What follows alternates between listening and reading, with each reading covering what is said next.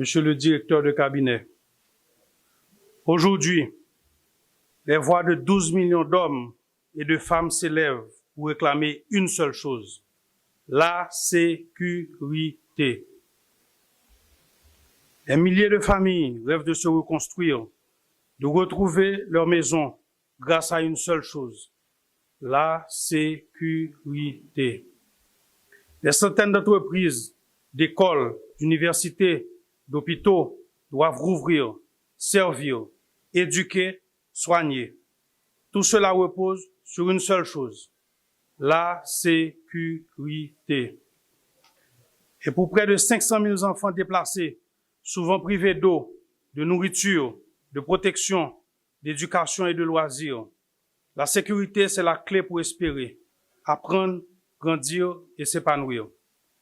La sécurité n'est pas seulement une priorité absolue, elle est le pilier fondamental de tous les autres chantiers de cette transition. Sans elle, tout le reste s'effondre. Réforme constitutionnelle, relance économique, élections risquent d'être compromises. Il est difficile de réaliser les chantiers de la transition dans un climat où la peur, la violence et l'instabilité règnent. L'heure est grave. Des décisions difficiles et courageuses s'imposent. C'est pourquoi aujourd'hui, le Conseil présidentiel de transition, réuni en collège et à la faveur d'une résolution adoptée en Conseil des ministres, a décidé d'effectuer des changements au niveau du leadership de la police nationale d'Haïti, afin de garantir la sécurité et le bien-être de notre population.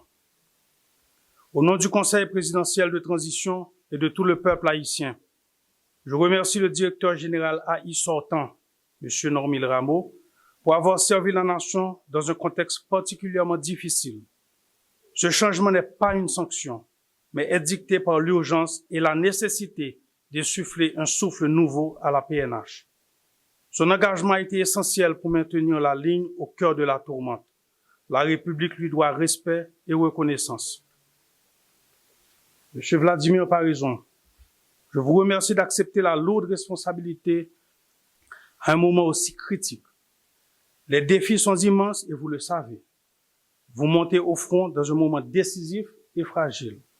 Vous n'avez pas le luxe de tâtonner.